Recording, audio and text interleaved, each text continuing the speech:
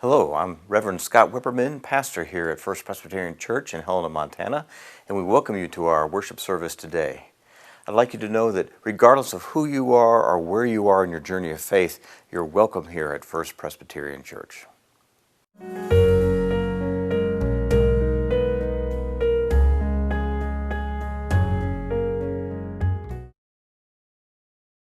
If I speak in the tongues of men and angels, but have not love, I am only a resounding gong or a clanging cymbal.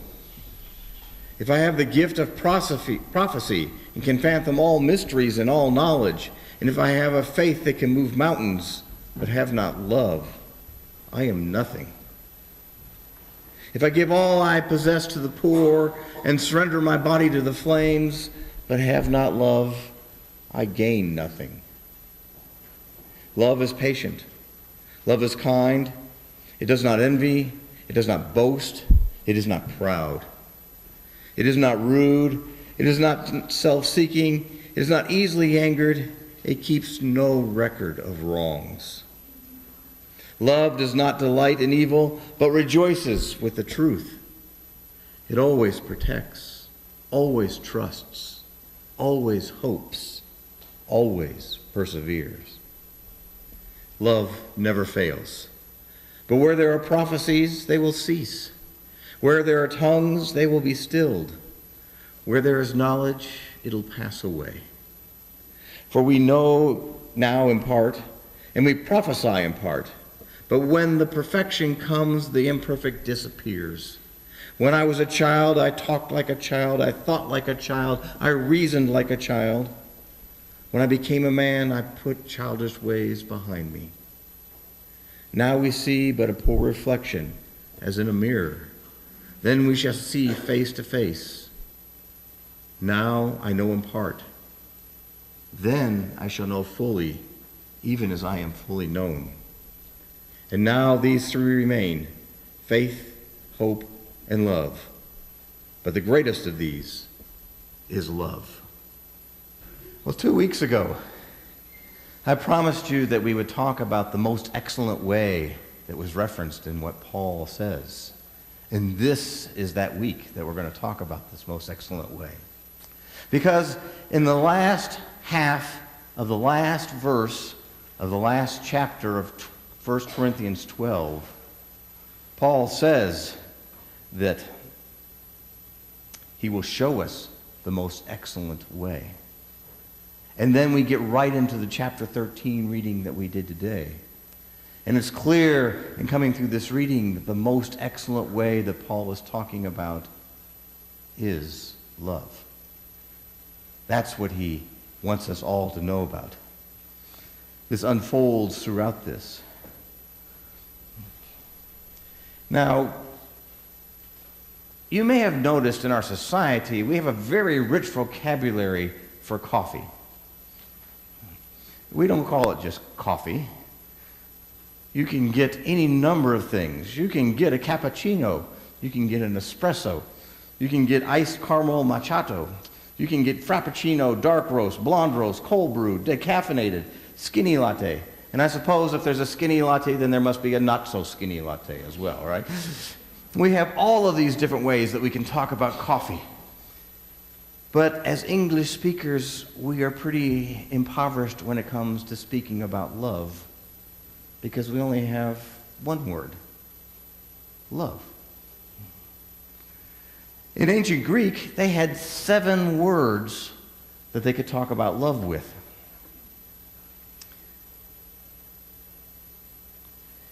And these words persist. One of the first words that they talked about was philatia, which is self-love. Now, there's 2 types of self-love. There's kind of a bad kind of self-love, which is being so self-absorbed and self-oriented that you don't notice anybody else. But there's a healthier kind of self-love. A self-love where we are comfortable in our skin, where we're secure with who we are, and where love can grow within us that can be shared. That if we operate out of a context of love, love for ourselves, then that love just spills forth onto other people that we come in contact with. Another one of these 7 words for love was eros. And eros is often thought of as passion, of often sexual passion. It comes from the name of the Greek god for fertility. And Plato spoke about this and redefined it a bit. He redefined actually his own definition for eros. That although it initially kind of stood for passion, for your passion for somebody, Plato got around to seeing that eros could be your passion to see the beauty in someone, to understand them, not to be about them, not to desire them, but to come to know them. And he called this type of love that was maybe feelingless or passionless platonic. After what? Plato? This type of love. So it is a love without physical attraction. But generally when we hear eros, it is more meaning the passionate type of love. And then there's philia. This type of love is often the love that is talked about in a friendship between people. Maybe the feeling of camaraderie between folks. This is coming to know someone, coming to know their emotions. There's still a feeling here. There's still an attractiveness. And sometimes philia is viewed as being more attractiveness, more feeling than reason. But we are drawn towards something. It's even at times used to talk about maybe our hobbies, how we are attracted to them. But this is another type of love that is spoken of in the ancient Greek. And storge is really a subclass of philia. This is kind of philia when it's applied to kinfolk, the feelings that parents have for children and children for parents, that we might have for siblings and nieces and nephews and cousins. That this bond that we feel for those that we are in a family relationship with. Now, ludus is kind of a playful love. This is what we might think of as puppy love among some young people. It is a love that maybe we express through dancing, particularly dancing with a stranger. It's an interesting societal way to do something almost risque of dancing with someone and engaging in this back and forth of the dance and this relationship. It's quite often something that may be felt in the early stages of a relationship. Still a feeling, but more playful in orientation.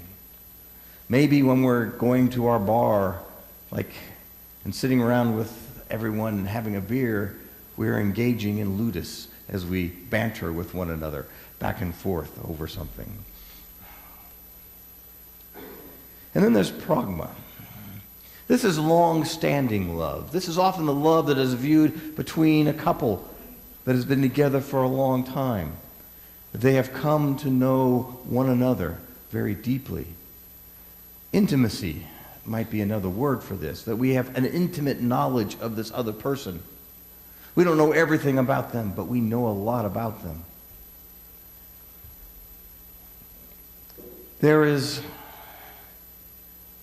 a saying that maybe we spend too much time falling in love and not enough time pragma, not enough time standing in love, standing with one another. So we have this deep understanding of the other person, and we make compromises to make the relationship work. And then, of course, there's agape, which is unconditional love. It is the love that in the New Testament God has for us and that God calls us to have for one another. In Latin, this is called caritas, and from that we get our word charity. And C.S. Lewis called this gift love, where we give our love with no expectations. It's generally assumed to mean moral goodwill, It's generally assumed to mean something that proceeds from esteem and principle or duty. But it's not some kind of cold love that comes from an obligation. And scriptures make this clear in the way they talk about this. This is something that is given out of want for the benefit of the other. And it means that we love those who we might deem to be undeserving of love, those who have treated us badly, maybe we have broken a trust, that have disappointed us. We still can agape these people. Now, 3 of these loves appear in the New Testament. Agape is the most common one and appears frequently throughout there. Storge and Philia also appear in the New Testament.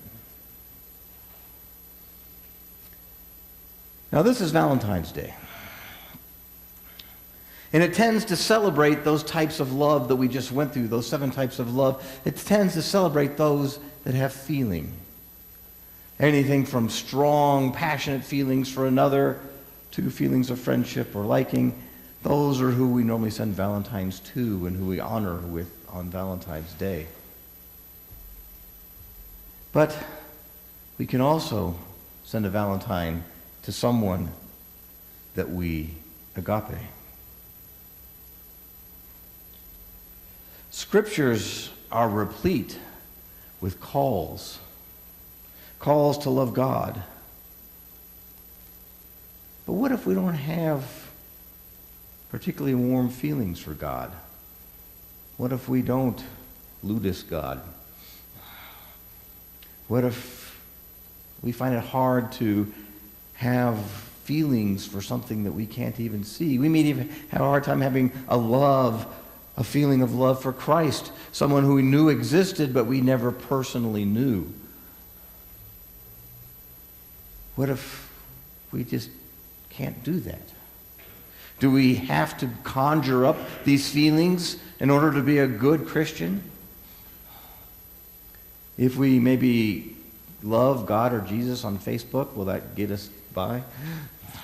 Will that be enough? See, agape is different. Agape doesn't require a feeling. We don't have to have an attraction towards someone or something to love in an agape sense. I suspect that many times that someone that we love in an agape form, we may also love in an eros or a ludus or a pragma form, and there may be some feelings, but there doesn't have to be that. You don't have to have those feelings.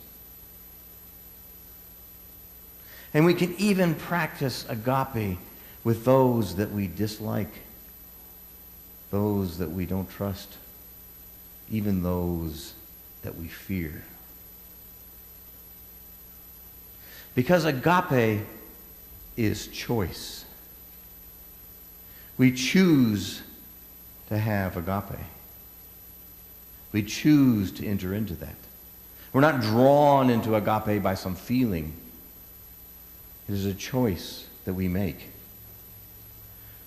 And God chose and continually chooses to agape us. Now, God may have warm feelings for us. I'm not God, I don't know.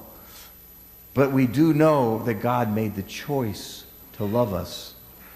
God made the choice to agape us, to be with us. And God desires that we choose to love God in return.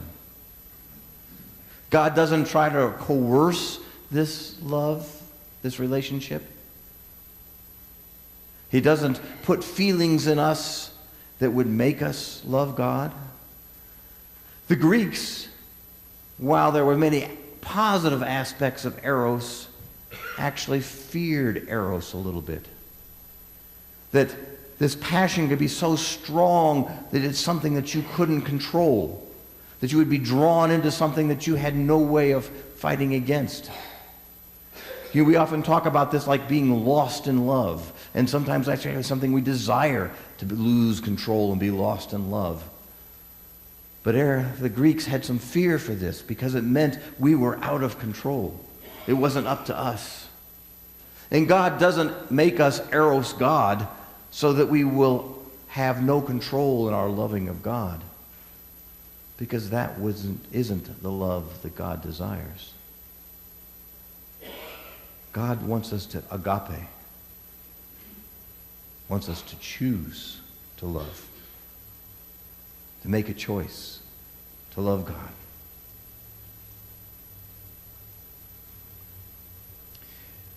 So,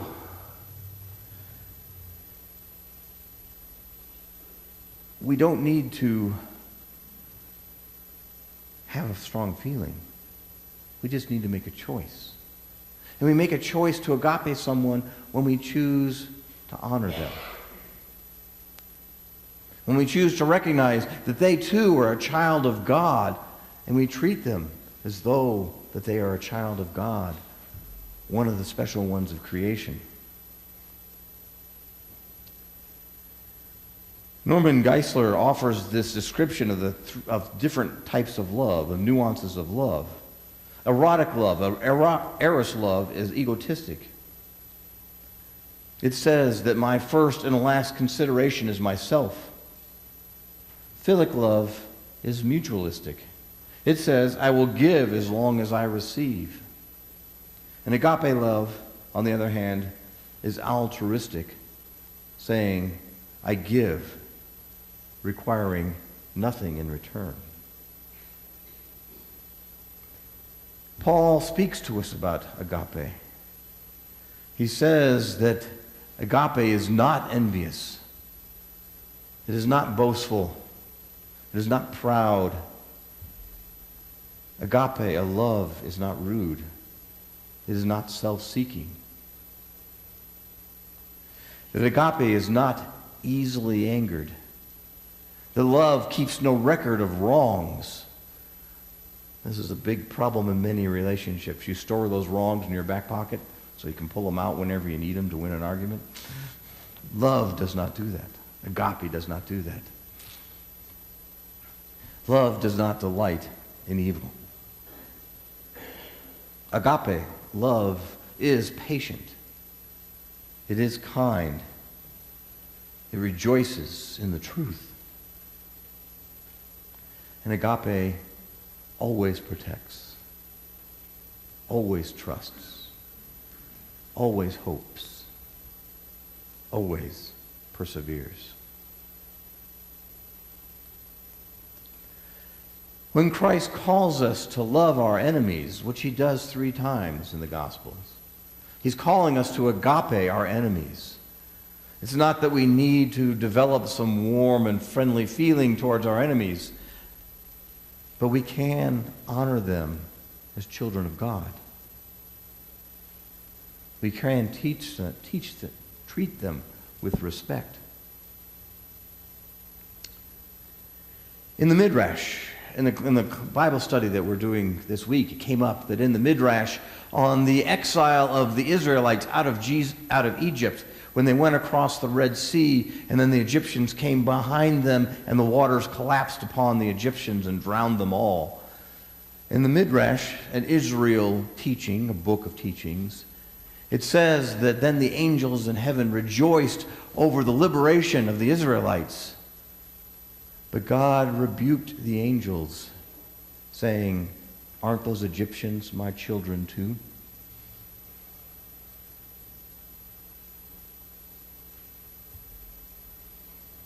When we agape God, we honor God.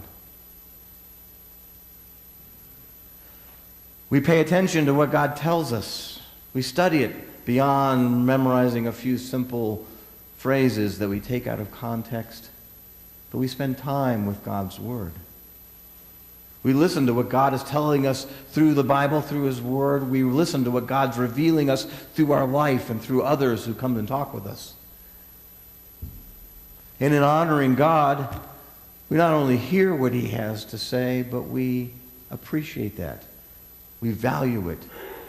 we do what God tells us to do. We live as God tells us to live. Because God agapes us and wants us to have the best, wants us to live a full and abundant life. That's why God is offering us these revelations and these instructions. We honor God by believing that God has our best interests in mind and moves forward along those lines. So this is Valentine's Day. It's a good time to talk about love, right? And on this Valentine's Day, feel free to express philia, storge, pragma, even eros with someone that you want to send a Valentine to. But don't forget to also send along some agape.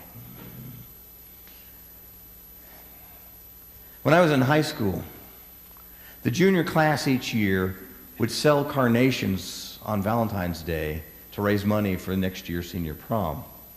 For weeks before Valentine's, they'd take orders, and you can buy and send someone a carnation for Valentine's Day. It was a pretty safe thing to do because they got delivered in the first period or two of the day, and it was all anonymous.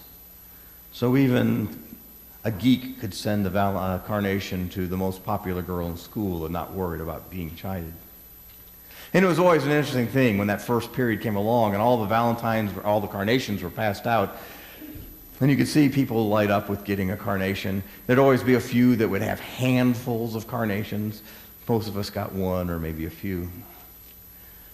But by the time our senior year rolled around, this was the third time where we'd gone through this practice 3 times, entering into the 4th, and there was a group of us that saw that there were those who did not get a carnation on Valentine's Day. And while some faces lit up, those that didn't get carnation often seemed to be in despair, feeling unloved for that they did not have anyone that sent them a carnation.